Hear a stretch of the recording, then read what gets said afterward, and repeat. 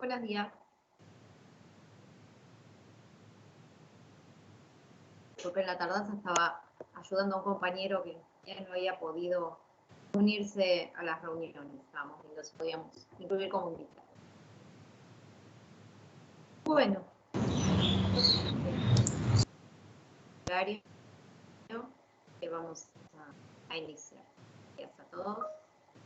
Profe, creo que se le escucha un poco bajo. ¿Me escucha bajo? A ver ahí. ¿Ahí me escucha Ahí mejor? sí, ahí está mejor. Hablo más fuerte entonces. Bueno, sí, igual ayer tuve un día terrible en internet. Esperemos que hoy me ayude porque se cortó todo el día. Vamos a ver si podemos completar la clase en buenas condiciones. Bueno, chicos, hoy deberíamos iniciar con el módulo 4, ¿sí? La semana pasada ya terminamos el módulo 3, es en el que hablamos de grandes modelos y proyectos de gobierno nacional en nuestro país. Y hoy comenzamos con el módulo 4, que ya está visible, para el módulo 4, que hemos denominado Universidad y Tecnología. Es un módulo en el cual íntegramente nos vamos a dedicar a hablar de la Universidad Obrera en un principio y su desarrollo hasta convertirse en la Universidad Tecnológica Nacional. En ese sentido, por eso yo les decía, nos parecía también interesante dentro de los modelos incluir el peronismo, porque lógicamente el contexto de creación de la Universidad Obrera es el peronismo, así que haber visto con tanto detalle cuál era el contexto político, social y económico, nos parecía que les iba a dar un marco mucho más interesante para el análisis de la creación de la universidad, y hay muchas cosas que ya las hemos hablado, entonces no va a ser necesario que yo repita, sobre todo en lo que refiere a político y demás. Para este módulo, entonces, ustedes van a tener, van a encontrarse con dos textos del profesor Silva, que van a ver que son dos textos muy similares, lo que pasa es que han salido en momentos diferentes y en diferentes formatos, pero incluimos los dos porque tanto uno como otro por ahí agregan algún que otro detalle, pero van a ver que una vez que lean el primero, cuando lean el segundo, no se asusten por la cantidad de hojas que juntan entre los dos, porque una vez que lean el segundo se van a dar cuenta que la lectura va a ser mucho más rápida, porque hay muchas cuestiones que se repiten, ¿sí? Van a ver lectura en el caso de los dos textos en las que el profesor Silva va a hacer un detalle de los puntos que él considera fundamentales para analizar de que, gracias, el considera fundamentales para analizar cuáles fueron las características principales de este modelo de universidad. Entonces eso se va a repetir en los dos textos. Por ahí alguno va a agregar algún otro aspecto que nos pareciera interesante, entonces por eso la necesidad de incluir los dos textos, pero no se preocupen porque les va a pasar que cuando lo lean van a sentir que están leyendo cosas repetidas, ¿sí? Es así. El problema entre los dos textos van a poder tener una visión mucho más acabada de las condiciones en las que se da el origen de la universidad y cuál ha sido después su desarrollo, ¿sí? Entonces, nosotros vamos a ver hoy eso, nos queda una clase más la semana próxima, y después ya tenemos la clase de repaso, que algunos me estuvieron enviando las actividades por mail, algunos me consultaron, vuelvo a repetir, esas actividades que se encuentran en el módulo 3, que denominamos actividades de reflexión, son para que ustedes puedan seguir profundizando en la lectura de los textos, puedan seguir reflexionando acerca de ellos, puedan practicar el desarrollo de una respuesta, pero no son actividades que vamos a corregir, ¿sí? Nosotros ya nos encontramos en el proceso de preparación del examen, lo que nos lleva bastante tiempo, entonces no podemos ahora iniciar un proceso también de corrección de actividades, y también estamos de cara a la corrección de los... De modo que lo que yo les ofrecía la semana pasada, y se los vuelvo a repetir, nosotros nos queda la semana próxima de clase, y la otra sería la entrega del trabajo práctico final. Estamos hablando del 17 de octubre, ¿sí?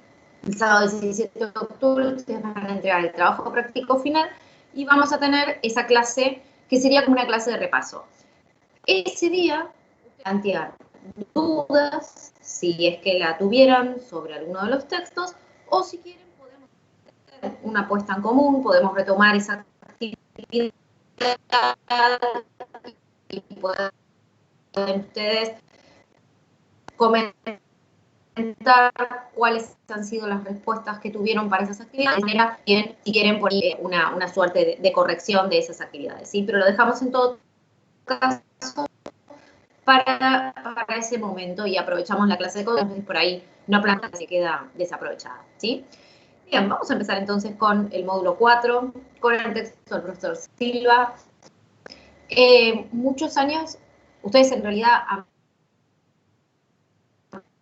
visto seguramente lo que tiene que ver con la creación de la Universidad Obrera. Algo, no sé, en este año hemos dado, porque lo que nos pasa generalmente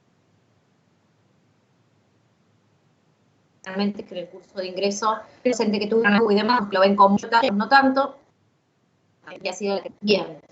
Cuando vimos Ballman, yo les dije que Ballman no mencionaba mucho, por lo menos en el capítulo que ustedes tienen para leer, todo lo que hace a la cuestión educativa, que sin embargo es una parte muy importante también del proyecto del gobierno peronista, ¿sí? Planteé yo la semana pasada esta idea de que en tanto proyecto integral del país, el peronismo también había apuntalado mucho la educación, sobre todo lo que tenía que ver con la educación técnica, ¿sí? Conformando una comisión que organizara las escuelas técnicas. Se corta mucho, debe tener que ver con... A mí me aparece todo el tiempo el cartelito de que es una señal muy... Voy a intentar hablar lento, así se corta, no se pierden demasiado, ¿sí? Bien. Repito entonces, la organización sobre todo de las escuelas técnicas, ¿sí? Y esto en el sentido de un modelo económico que iba a apoyar la industria. Y como yo les decía la semana pasada, es interesante pensar cómo en términos de proyecto, pensando que la actividad económica principal del país fuera a ser la industria, se potencia que también todo el sector de la educación,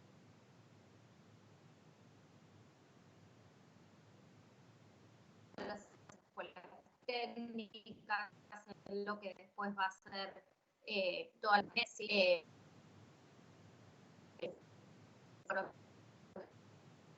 la fábrica, esta intención de que aquellos obreros que no habían podido ni siquiera concluir sus estudios, pudieran hacerlo, sus estudios primarios y secundarios, en una escuela que se llevaba a cabo en las fábricas a contraturno y eso les permitía ir a trabajar y también terminar de formarse. Todo esto tiene que ver con el proyecto educativo del peronismo, ¿sí? Y dentro de ese proyecto educativo también estaba la idea de generar un ámbito universitario, de crear una universidad que estuviera dirigida al sector obrero, ¿sí?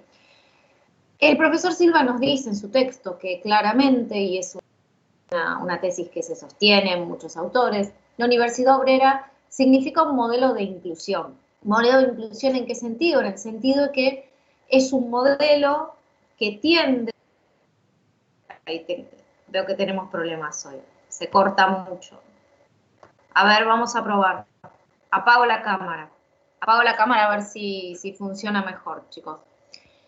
Entonces, les decía, es un modelo de inclusión social en el sentido que va a atender a una justicia social, a una equidad social, en esta idea de permitir, de dar el lugar a que los obreros puedan tener también un estudio superior, un estudio universitario, que era algo que hasta ese momento no ocurría. Recordemos que la universidad seguía siendo un ámbito muy elitista, ¿sí? Porque la universidad seguía siendo paga. Por supuesto, la clase aristocrática podía acceder a la universidad. La clase media, desde hacía unas décadas, con mucho esfuerzo, estaba accediendo a la universidad, eso lo hemos visto, con el crecimiento y la estabilización de la clase media, como con un gran esfuerzo, los hijos de la clase media pueden empezar a formarse universitariamente y también empezar en esa línea a participar en política, ya teniendo una formación superior. Ahora, el sector obrero no podía hacerlo. No podía hacerlo por dos motivos. Porque el costo de la universidad era muy elevado, pero también porque sus horarios no se lo permitían, dado que la mayor parte del día trabajaban en la fábrica, ¿sí? Entonces era muy difícil poder congeniar el trabajo y los horarios de cursada. Saben que, por ejemplo, una universidad como la UBA tiene horarios de cursada que algunas materias son a la mañana, otras a la tarde, otras a la noche, en algunos tramos de las carreras. Entonces uno no tenía opción de trabajar y estudiar, ¿sí? Entonces, en esta línea, el proyecto del peronismo tenía que ver con generar un espacio para que los obreros pudieran formarse, porque también, y es algo que Perón lo sostiene en su discurso inaugural, en lo que es la inauguración de la Universidad Obrera, la idea era que aquellos que eran operarios no se formaran solo para ser operarios toda su vida, ¿sí? Como era lo que ocurría con la formación técnica, que simplemente era una formación que les brindaba después poder ser operarios en una fábrica, sino que en algún momento pudieran acceder a los cargos jerárquicos, y eso se los iba a brindar también el acceder a una educación superior. Pensando además en la movilidad social y en el sentido que culturalmente tiene poder acceder a una educación superior y completar estudios superiores, ¿sí?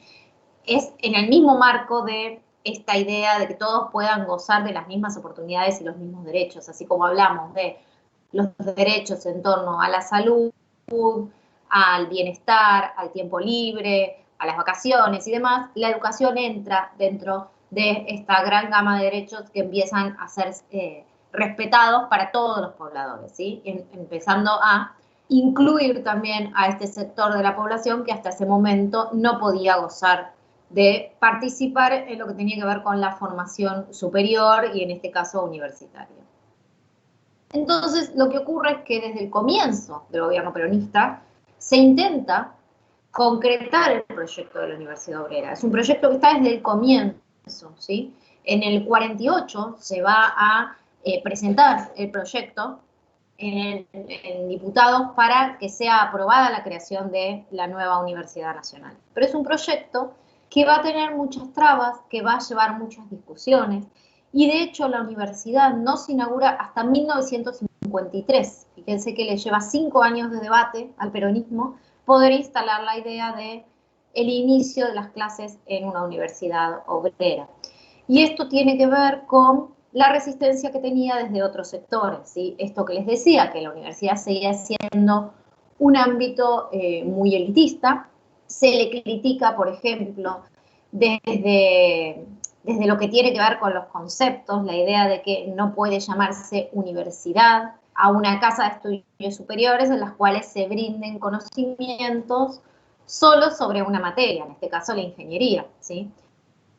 Tomando el término etimológico de universidad, que se refiere a saberes universales, ¿sí? Lo que se argumentaba en ese caso era que las universidades nacionales daban carreras acerca de diferentes saberes, ¿sí? Una misma universidad, como por ejemplo la UBA, daba clases sobre ingeniería, sobre ciencias sociales, sobre medicina, no sobre un solo sector. Y en el caso de la Universidad Obrera iba a dirigirse solo a un sector de la educación, ¿sí? A lo que tenía que ver con la educación técnica. Entonces, en ese caso se le objetaba que no podía ser denominada universidad. Por otro caso, se la tildaba también de ser de alguna manera demasiado sectaria, de discriminar al resto de la población, porque desde el comienzo el proyecto está pensado para el sector obrero. De hecho, en su ingreso se solicitaba que sean en un principio solo egresados de escuela técnica, lo que también fue objetado en el proyecto porque decían, bueno, entonces en ese caso estamos discriminando a todo un sector de la población que quizás quiere estudiar ingeniería en esa universidad y no en otra, ¿sí? Eso después fue modificado y entonces se permitió que pudieran ingresar a la Universidad Obrera directamente egresados de educación técnica, y quienes no tuvieran educación técnica, quienes, por ejemplo, hubiesen ido a un bachiller, que en general en las clases medias lo que ocurría era que estudiaban en bachiller y después iban a la universidad. Entonces, quien hubiese estudiado en un bachiller podía ingresar a la Universidad Obrera a través de un curso de ingreso, ¿sí? Estas fueron algunas de las cuestiones que se objetaron. Finalmente, en 1953, se concreta la inauguración, el 17 de marzo, de la Universidad Obrera. Previo a esto, en el 49, está también el decreto de Perón que dicta la gratuidad de todas las universidades nacionales. Fíjense que todo va en el mismo sentido, ¿sí? Por eso les digo que es indudable también la importancia que ha tenido para el proyecto peronista la educación. Hasta el 49, repito, la universidad seguía siendo la universidad pública paga, ¿sí? A partir de ese decreto del 49, las universidades nacionales públicas son gratuitas. Bien, entonces en el texto de Silva ustedes lo que van a encontrar es un punteo entre diferentes aspectos que a él le parece tales de lo que es la Universidad Obrera, ¿sí? Vamos a empezar a desarrollar entonces algunos de esos puntos para que puedan quedar más claro cuál fue la especificidad de la universidad y por qué se diferenciaba tanto del resto de las universidades nacionales. En primer lugar, el ingreso, ¿sí? Ya hablamos un poco de eso. El ingreso, entonces, en un principio solo restringido a estudiantes de escuelas técnicas. Después es algo que se va a ampliar a aquellos egresados de bachiller a través de un examen. Y por otro lado, lo que se pedía también para formar parte de la Universidad Obrera Nacional es un certificado laboral. Es decir, se pedía que aquellos estudiantes que fueran a formar parte de la universidad también trabajaran. Y que trabajaran en el mismo sector de especialidad que ellos iban a anotarse. Esto tiene que ver con la idea de que la universidad es pensada íntimamente relacionada con un trayecto profesional, ¿sí? Es íntimamente relacionada desde el comienzo con una trayectoria laboral. Es una universidad que se piensa no para formar investigadores, no para formar teóricos, sino para formar profesionales que se desempeñen en el ámbito laboral y que tengan estudios superiores y una formación adecuada para hacerlo de una manera más correcta, ¿sí? Es decir, ellos debían presentar el certificado de trabajo debía ser en la misma área en la que se anotaban. Y esto debía sostenerse durante la cursada, durante todo el trayecto de la carrera. Por eso también las condiciones de cursada respetaban mucho los horarios laborales, y ahora vamos a hablar un poco también de eso. Este es un aspecto que nos va a decir Silva a lo largo de sus textos, después se va a ir modificando, ¿sí? A lo largo de su desarrollo, la Universidad Obrera y después lo que fue UTN, va a ir estableciendo ciertos cambios para ir adaptándose también a un contexto que se va modificando. Sobre todo nos va a decir Silva a partir de la década del 90, con otras situaciones laborales, una precarización laboral cada vez más evidente. La universidad tiene que dejar de lado esta exigencia del certificado laboral porque lo que se empieza a ver es que en muchos casos los estudiantes trabajan de un modo informal y no tienen un certificado laboral para presentar y tampoco eso empezó a volverse un motivo para expulsarlos de la universidad, ¿sí? Para ya no permitirles la cursada. Entonces, esa es una exigencia que después, con el tiempo, va a empezar a dejar de exigirse y hoy en día ya no se exige. También lo que nos va a plantear Silva en relación al estudio de trabajo es lo que se ve en los últimos años es lamentablemente también una necesidad de optar por el trabajo o la universidad, esto que había sido en un principio uno de los estandartes de la universidad, así poder congeniar trabajo y educación, lamentablemente con el paso de las décadas y los diferentes momentos económicos que nos toca vivir, lo que encontramos en los últimos años es que hay un menor ingreso y sobre todo también un menor egreso de ingenieros y que tiene que ver con esto, con que no todos pueden sostener esto que había sido una premisa de la Universidad Obrera de poder trabajar y estudiar al mismo tiempo, ¿sí? Bien, esto con lo que tiene que ver con el ingreso. ¿Qué es lo que ocurre con las condiciones de cursada? Y a esto voy con lo que les decía del horario. Como les mencionaba antes, en otras universidades uno quizás puede elegir un horario, pero después con el tiempo surgen otras materias que tienen otros horarios. Para los obreros en ese momento, más allá del costo económico que significaba ir a la universidad, por una cuestión práctica de tiempos, era imposible trabajar en una fábrica, por ejemplo, y estudiar, porque el trabajo en la fábrica era, en la mayoría de los casos, durante el día, y las universidades tenían cursadas a la mañana, a la tarde, entonces no tenían posibilidades de anotarse, por más que tuvieran los medios económicos para hacerlo. Entonces la Universidad Obrera se piensa en un horario vespertino, ¿sí?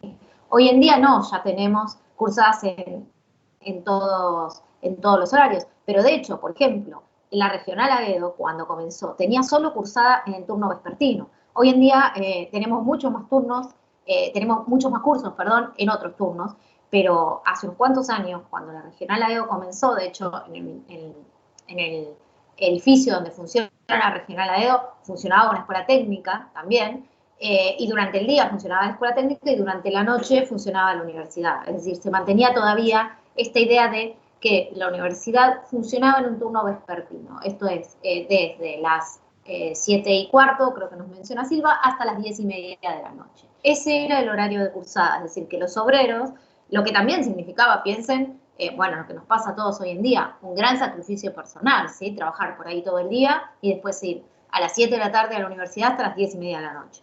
Lo que nos ha pasado a muchos, ¿sí? Trabajar y estudiar implica eso también. Entonces, el turno era de lunes a viernes en ese horario y las prácticas se destinaban a los días sábados, que en muchos casos ya no trabajaban y podían acceder sin problemas a las prácticas de los sábados durante la mañana, ¿sí? Este horario entonces se piensa con esta intención, con la intención de que puedan mantener el trabajo y además empezar a formarse en una universidad. ¿Qué es lo que ocurría? Un tercer punto nos plantea Silva con el diseño, lo que se llama el diseño curricular, es decir, la manera en que está organizada la carrera, la cantidad de materias que hay, la cantidad de materias por año y las horas que se destinan a la cursada. En ese caso también se encuentran diferencias entre lo que era, por ejemplo, la UBA, que es la universidad que en general se compara por el ámbito de Buenos Aires, ¿no? Claramente porque estamos en este ámbito, pero también había otras universidades que dictaban ingeniería. Pero en el caso de la UBA, por ejemplo, la comparación que se hace es que, como el horario de cursada era más reducido, lo que terminaba pasando era que los estudiantes de la Universidad Obrera contabilizaban un total de 20 horas de cursadas semanales frente a 30 horas que contabilizaban los estudiantes de la UBA. Esto en un primer momento fue criticado, ¿sí? Porque el número frío lo que arrojaba era la idea de que tenían menos tiempo de formación. ¿Cuál era la respuesta desde la UOM para pedagógicamente haber diseñado de esta manera? La idea era que desde el comienzo el proyecto de la universidad, como les decía al principio, estaba relacionado con la formación práctica y se consideraba que aquellos que estudiaban en la UOM tenían un plus que era ya estar trabajando y como se los exigía el ingreso en el área en la que se estaban formando. Entonces, lo que se argumentaba desde la UOM era que si bien tenían menos horas de cursada, se consideraba que el trabajo que los estudiantes hacían fuera de la universidad también formaba parte de su formación universitaria, ¿sí? Porque estaba íntimamente relacionado con aquellos conceptos que después iban y veían teóricamente en la universidad, ¿sí? Y esto los diferenciaba también de universidades como la UBA, porque aquellos que estudiaban en la UBA tenían una formación mucho más teórica, ¿sí? Y en la mayoría de los casos no trabajaban, entonces no tenían estos saberes prácticos, que es algo que también distingue mucho a la universidad. Es una universidad que está orientada hacia fomentar el desarrollo de los trayectos profesionales, pero también a el rescate de estos saberes prácticos, ¿sí? Y eso se evidencia desde la conformación de los horarios, desde el diseño curricular y también desde lo que tiene que ver con las metodologías de clase, que es otro de los puntos que va a desarrollar Silva en los textos que tienen ustedes en el módulo 4. Silva nos va a decir, bueno, en lo que tiene que ver con la metodología, cuando se piensa la metodología a partir de la cual se van a dictar las clases en la Universidad Obrera, se piensa en grupos reducidos, ¿sí? Grupos muy reducidos de alumnos. ¿Por qué? Porque se privilegia esto, bueno, ya es algo que por ahí no se da tanto, ¿sí? Sí en las materias más avanzadas, no en las primeras materias, porque también ha crecido mucho la matrícula de la universidad, pero en un comienzo se privilegian grupos muy pequeños, de 25 personas, en donde puede haber un contacto directo del docente con el alumno, en donde se privilegie un estilo de educación, y esto es bien interesante y es algo que hoy está muy extendido en la educación en todos los ámbitos, pero en ese momento no estaba tanto, que es que se privilegie también la palabra del alumno en este proceso educativo, ¿sí? Generalmente, hasta ese momento, las teorías educativas por ahí eran más tendientes a la idea de los alumnos como espacios vacíos, como cuencos vacíos, que tienen que ser llenados de conocimiento. Entonces, y esto era algo que se daba en todos los ámbitos educativos, ¿sí? No solo en el universitario, sino también en la primaria, en la secundaria. Se tenía a los alumnos como envases vacíos que iban a clase y eran llenados con el conocimiento de los docentes en esta situación asimétrica de poder en la cual el docente es el que tiene la única verdad, que se la presenta al alumno y el alumno no tiene más que asimilar esos conocimientos y después reproducirlos.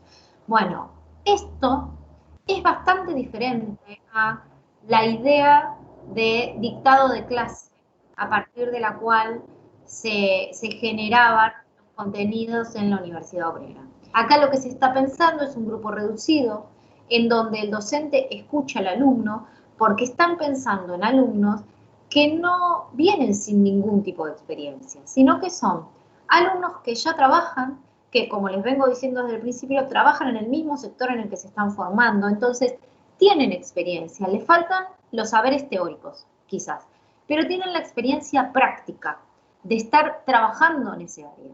Entonces, al momento de diagramar una clase, al momento de diagramar los contenidos, los docentes de la Universidad Obrera tenían conciencia de esto y consideraban la experiencia del alumno como un elemento válido para ser utilizado también en clase. Y en el sentido de los docentes, se piensa en docentes que tengan un gran respaldo teórico, por supuesto, pero también docentes que tengan una experiencia profesional, ¿sí?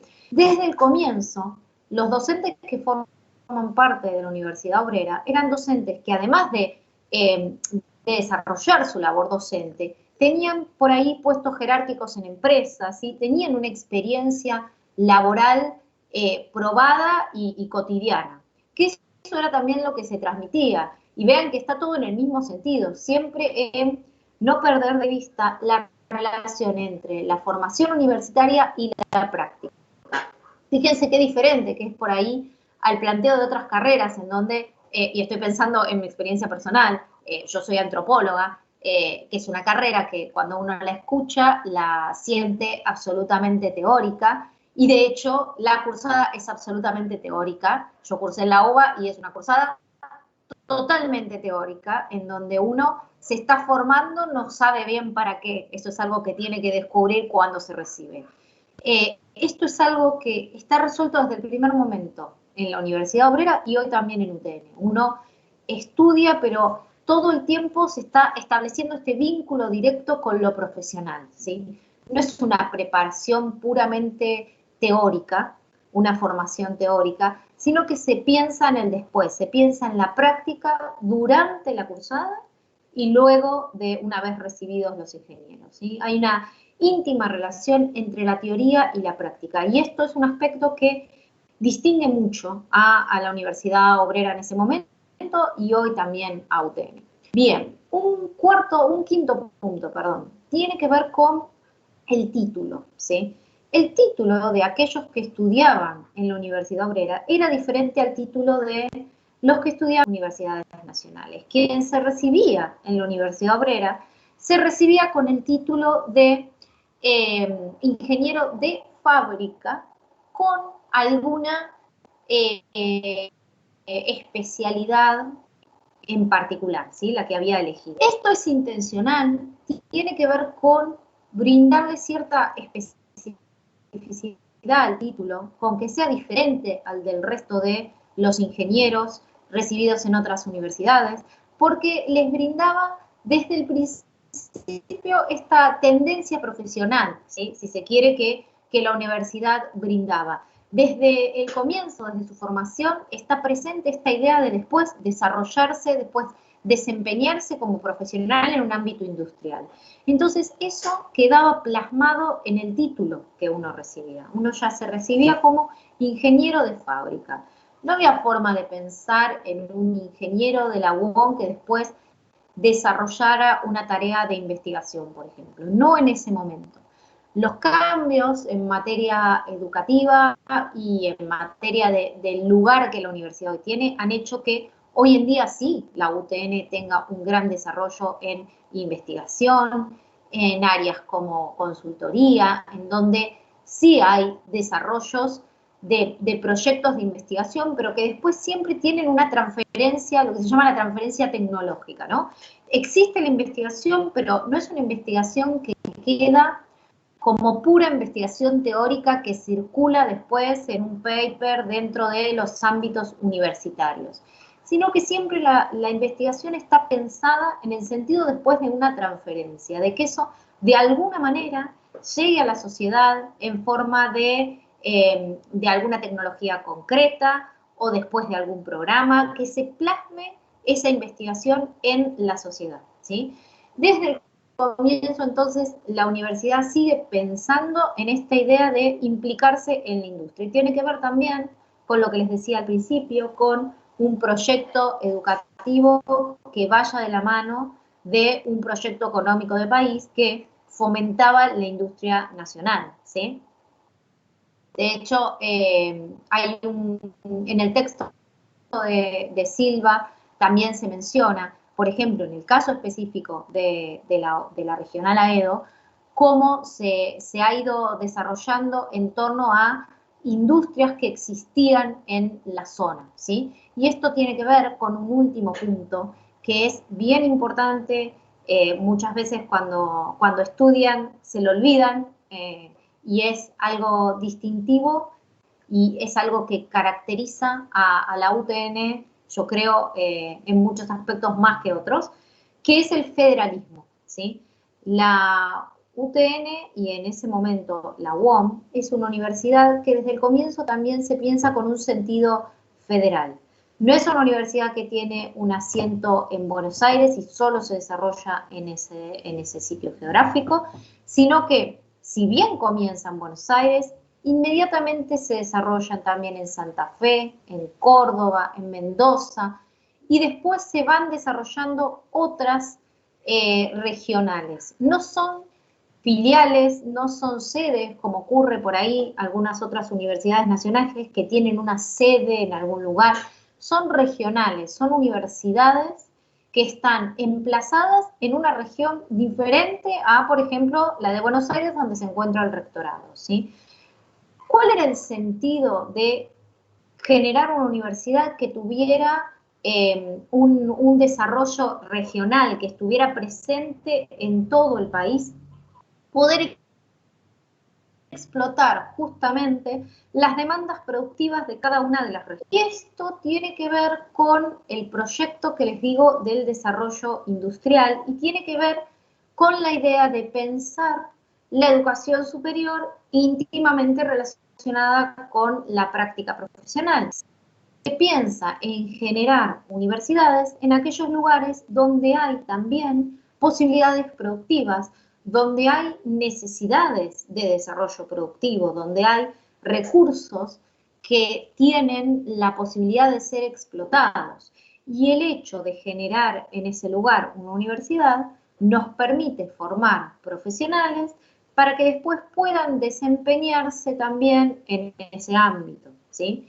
Entonces, por ejemplo, vamos a encontrar que si bien hay carreras que se encuentran en todas las regionales, hay carreras que son específicas de la zona, ¿sí? Nosotros, por ejemplo, siempre hablamos de las carreras que tienen que ver más con la generación, por ejemplo, de energía eólica, que se desempeña con mayor con mayor importancia en las regionales que están en el sur. ¿Por qué? Porque tienen el recurso ahí, ¿sí? La idea es poder explotar los recursos regionales y también ir generando carreras que respondan a las necesidades productivas regionales. Y en ese sentido yo les mencionaba recién qué es lo que ocurre con la regional AEDO. A la hora de generar una regional en algún sector, se buscan aquellos sectores donde hay industrias. Tenemos en primer lugar, por ejemplo, la generación de lo que es la regional Avellaneda, una zona muy industrial. La regional AEDO, hoy en día, lamentablemente, AEDO se ve como una zona industrial casi desaparecida, ¿sí? Bueno, ni que hablar en el momento que estamos atravesando. Pero en el momento en que la regional AEDO se emplaza, a fines de los 60, era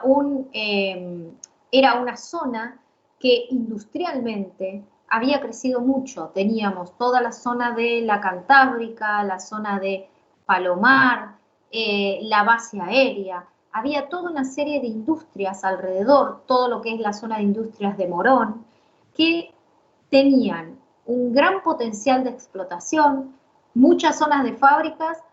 Piensen también en esta posibilidad de voy a la fábrica y después estudio, tener una universidad cerca, que es algo que después se replicó mucho en la generación de las diferentes universidades del conurbano que crecieron en los últimos tiempos, ¿sí? Empezando por la Universidad de La Matanza, la que se creó en, no me sale la que está acá en zona oeste, pero no me sale el nombre, la que está pasando Merlo. Son universidades que se empiezan a crear buscando acercar también a la gente a la universidad, ¿sí? No es un detalle menor tener que viajar 2 horas para llegar a la universidad cuando yo trabajo todo el día, hace que sea mucho más fácil el abandono, ¿sí? Si yo tengo una universidad más cerca de mi zona de trabajo, de mi círculo de vida, es mucho más fácil que pueda incluirlas. Y entonces esto tiene que ver con acercar las diferencias, con brindar más oportunidades a todos los sectores que puedan de alguna manera acceder a estos estudios universitarios. Entonces, la idea del federalismo es fundamental, ¿sí?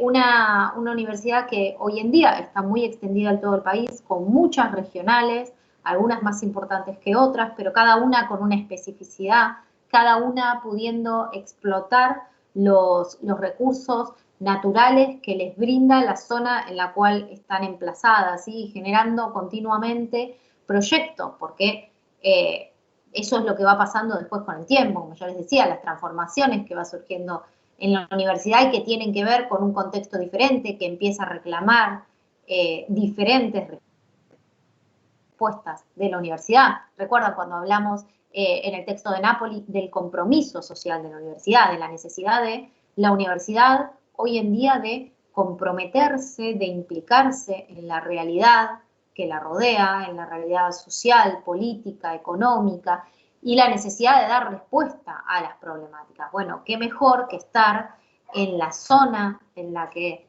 las problemáticas se desarrollan y poder formar profesionales que den respuesta a esas problemáticas y tampoco que implique un desarraigo, ¿sí? Que es lo que ocurre por ahí con otras universidades, que las personas tengan que desarraigarse de su lugar de origen para poder formarse. Esto permite que cada uno pueda formarse en su zona, en su región, con sus propios intereses y con las necesidades que esa región plantea, ¿sí? Bien, estos son los puntos, que son 6 puntos, y que como les dije van a ver que se repiten en los 2 textos, alguno por ahí suma alguna característica más, pero esos son los 6 puntos básicos que Silva va a plantear como distintivos de la Universidad Obrera. Dijimos la Universidad Obrera entonces que surge en 1953, fíjense que ya en el último tiempo del gobierno de Perón, recordemos en las fases de Balman, en la última fase, en esta fase en donde ya la figura de Perón está un poco debilitada, en donde hay una gran conflictividad social, gran violencia social que está creciendo y en donde también había crecido mucho esta diferencia entre ser peronista o ser antiperonista, de una forma también muy violenta, lo que genera un clima social frente al peronismo que cada vez se va acrecentando más esta diferencia, ¿sí? ¿Qué es lo que ocurre en el 55? En el 55, con el golpe de Estado, que es denominado Revolución Libertadora, hemos dicho que Perón se retira del cargo. Esta revolución viene a, de alguna manera se dice, desperonizar, ¿sí? Justamente es apoyada por aquellos sectores contrarios al peronismo, claramente, y la idea es borrar de la sociedad todo rasgo peronista. En este marco, la Universidad Obrera claramente se veía muy perjudicada, porque era una universidad que estaba muy vinculada al peronismo, a pesar de que quizás no todos los que participaban de la Universidad Obrera fueran afectos al peronismo. La realidad era que la universidad había sido creada por Perón y la idea era que había sido muy estigmatizada por el peronismo. Por supuesto que dentro de las primeras medidas la universidad, muchas regionales son cerradas, se impide el funcionamiento de clases. Piensen que el peronismo es prácticamente prohibido durante muchos años, y todo aquello que tuviera que ver con el peronismo era muy atacado. Entonces, la universidad se encuentra en un lugar difícil, ¿sí? ¿Qué es lo que sostiene a la universidad obrera durante estos años de lucha que se van a dar? Por un lado, la militancia de docentes y de alumnos. Y militancia no en el sentido de militancia peronista, sino de militancia por la universidad, ¿sí? En ese poco tiempo de desarrollo había sido tan importante el impacto de la Universidad Obrera para la comunidad, para la comunidad de estudiantes, ¿sí? Para aquellos obreros que habían podido acercarse a la universidad y para los docentes, que en poco tiempo generaron una gran identificación con la universidad. Eso hizo que, a pesar de que tenía pocos años de vida, cuando la Revolución Libertadora empieza a intentar cerrar las universidades, los docentes y los alumnos militen y estoy hablando de hasta llegar a dar clases clandestinas en diferentes lugares por el cierre de regionales, ¿sí? En seguir manteniendo viva la universidad. Después de muchas negociaciones, después de mucha lucha, después de mucho de esto de sostener la universidad más allá y de tratar de desligarla un poco de esa idea de universidad peronista y ligarla más a universidad obrera, lo que se hace en 1959, finalmente, en el gobierno de Frondizi, es cambiarle la denominación. Ahí es cuando cambia el nombre de Universidad Obrera a Universidad Tecnológica Nacional, ¿sí? Tecnológica, teniendo claramente presente siempre este vínculo con la tecnología, con la industria, con la formación profesional, pero también práctica, y nacional. Fíjense que seguimos con esta denominación que implica también la importancia de las regionales, la importancia del desarrollo. Y ese es otro de los puntos, nos dice Silva, que también permitió la continuidad en el tiempo de la universidad. El hecho de que era una universidad que ya estaba bastante extendida en el país, ¿sí? Como yo les decía, a pesar de que tenía poco tiempo de vida, ya se habían generado varias regionales y de una importancia muy grande en ciudades importantes como Santa Fe, Córdoba, Mendoza. Después empiezan a generarse otras regionales, es decir, se sigue extendiendo permanentemente. Y esto hace que sea mucho más difícil de sofocarla, ¿sí? De alguna manera, más allá de todos los intentos que se hicieron. La universidad ya estaba extendida, ya estaba emplazada en la sociedad y había ganado todo un sector de la población que hasta ese momento no tenía la posibilidad de poder seguir sus estudios superiores, ¿sí? Bueno, después hay quizás algunos detalles más que tienen que ver con lo que es, después sigue siendo el desarrollo de la Universidad Tecnológica Nacional, y es más en el sentido de esto que yo les mencionaba antes, de cómo el contexto va cambiando y cómo la universidad tiene también esta capacidad de ir adaptándose, de ir flexibilizando algunas cuestiones, ¿sí? En la década del 90, con estos cambios de la flexibilización laboral, como yo les decía, se empieza a retirar ya esta obligatoriedad del certificado laboral. Lo que ocurre también es que hay una nueva discusión acerca de la universalidad de la universidad, esto que yo les decía en un principio, que se critica que se llame universidad a esta casa de estudio superior cuando se dedica solo a una especificidad de saber y no al gran conjunto de saberes que podrían enseñarse. De cara a una nueva ley de educación del 95, esto finalmente, nuevamente subsanado, se decreta que la universidad puede seguir llamándose Universidad Tecnológica Nacional, más allá de que su especificidad esté dada dentro de las ramas de la ingeniería, ¿sí?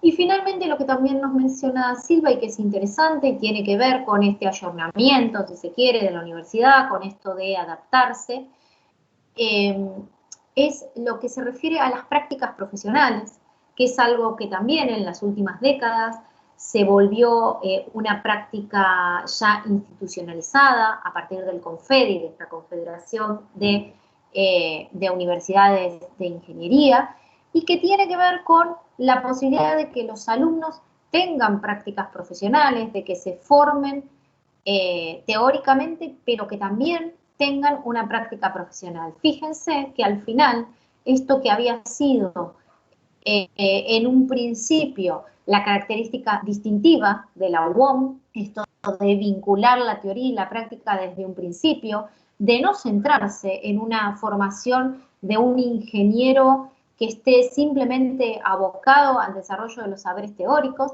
sino desde un primer momento poder vincularlo con el contexto productivo, con el contexto tecnológico, con el desarrollo industrial. Hoy en día es algo que se exige en todas las universidades. Hoy en día la formación no es solo teórica, sino que es una formación que también requiere de una práctica profesional. Y esto da cuenta de en qué buen camino estaba en un comienzo esta universidad, que marcó un cambio en la mirada de la formación de los ingenieros que hoy en día, por supuesto, los de UTN son muy valorados.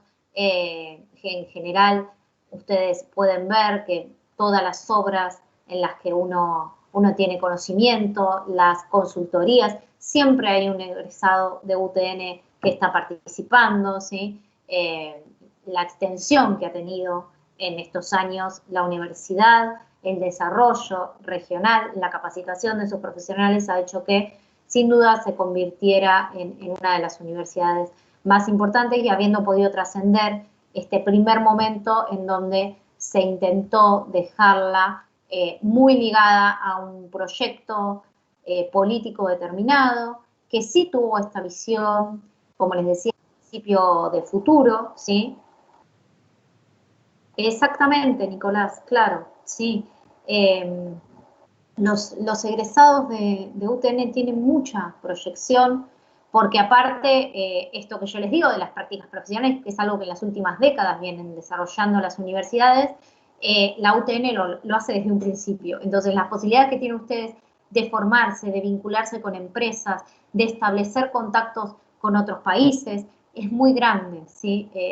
La universidad forma parte de una red que va más allá de la formación educativa y eso les permite una proyección muy importante. Así que es interesante ver la manera en que se ha desarrollado y, como les decía, esto que empezó siendo un proyecto para incluir a una clase social como es la clase obrera, que no podía, y lo importante que es, muchos egresados de la UTN, los primeros egresados de la UTN, son el primer egresado universitario de la familia, ¿sí? Implica la importancia que tiene personal poder graduarse en una universidad, poder completar los estudios universitarios y poder aspirar a más que el cargo de un operario, ¿sí? Esto que en un principio había sido la idea, pero fíjese que bien proyectada, que hoy en día podemos ver que muchas de las cuestiones que estaban planteadas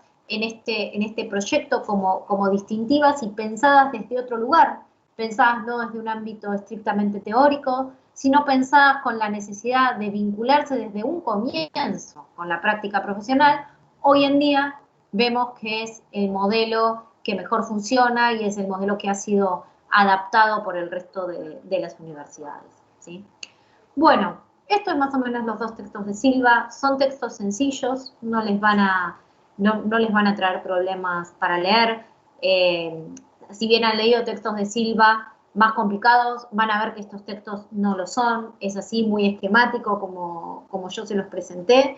Y por otro lado, los dos textos, como les dije al principio, por si alguno entró más tarde, son dos textos que repiten mucha información, así que cuando lean uno, la lectura del otro va a ser mucho más rápida, pero presten atención porque les ponemos los dos, porque justamente hay aspectos que están en uno y no están en otro. Entonces, mi recomendación es, lean primero uno, abóquense bien a buscar todos estos puntos, a concentrarse en cuáles son las especificidades de esta universidad con diferencia a otras y sobre todo en esto del proyecto de inclusión social, ¿no? En qué aspectos hacen que nosotros podamos pensar en la idea de la inclusión social a partir de la universidad.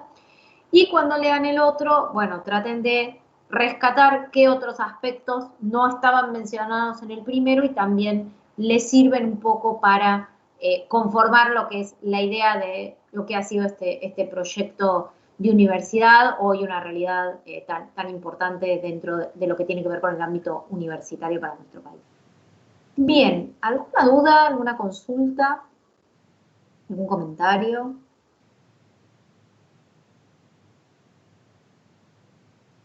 Les repito, para los que entraron tarde, estamos trabajando, por supuesto, con el módulo 4, ya está la bibliografía visible. La clase que viene terminamos con este módulo 4 y después nos queda solo una clase más, el 17. Espero que vayan avanzando con sus trabajos. Muchos me están haciendo consultas, también por chat. Consulten durante la semana si tienen dudas, ¿sí? No se dejen estar porque están ahí de la entrega, mucho nos falta. Recuerden que las pautas mínimas de aprobación están en el aula virtual, ahí las van a encontrar.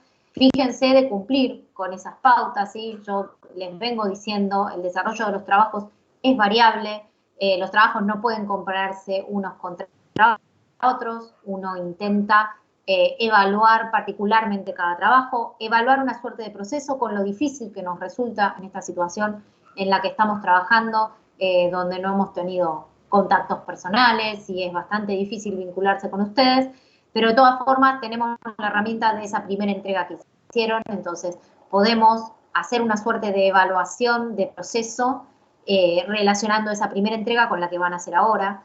Entonces, cada trabajo va a ser leído muy detenidamente y corregido individualmente, ¿sí? Después no hay posibilidad de que comparación no es una forma exacta en donde uno tenga que contestar algo particular para estar aprobado o no. Lo que sí tienen son unas pautas mínimas. Y eso sí determina que el trabajo esté aprobado o no. Entonces, fíjense de cumplir con esas pautas mínimas, ¿sí? De proponer bibliografía propia, de establecer el vínculo con la ingeniería o con la universidad, de desarrollar correctamente un problema social, de que esté concretamente delimitado. Tienen la mayoría muchas acotaciones en las primeras correcciones, tomen en cuenta esas acotaciones, ¿sí? Porque eso es también lo que nosotros evaluamos, que ustedes hayan podido hacer un avance entre esa primera entrega y esta entrega final, ¿sí? Entonces, el 17 de octubre tenemos esa entrega y vamos a hacer una clase de repaso antes del examen, que ya después es la clase siguiente, ¿sí? Así que no se dejen estar y cualquier duda que tengan con respecto al trabajo, nos la hacen llegar a lo largo de la semana o la plantean la clase que viene, ¿sí? Bueno, chicos, si no tienen ninguna otra consulta, ninguna duda, los voy a dejar hasta el sábado próximo. No, no, por ahora no. Una consulta nada más, profe. Sí, De los parciales, perdón, los textos que entran en el parcial que viene, sí. sería el de Balman, los dos de UTN, perdón, los dos de WON Y y el de el de Romero, Cortado. el de Romero. Claro. Sí, del módulo 3 tenemos Romero y Balma, y del módulo 4 estos dos textos de Silva. Ok, perfecto. Sí, esos son los 4 textos que ustedes van a tener que leer para el examen. Perfecto, profe, muchas gracias. Bueno, chicos, los dejo entonces, que tengan buen fin de semana, No. cuídense, nos estamos viendo. Buen fin de profe. Hasta luego. Chao, profe, buena semana.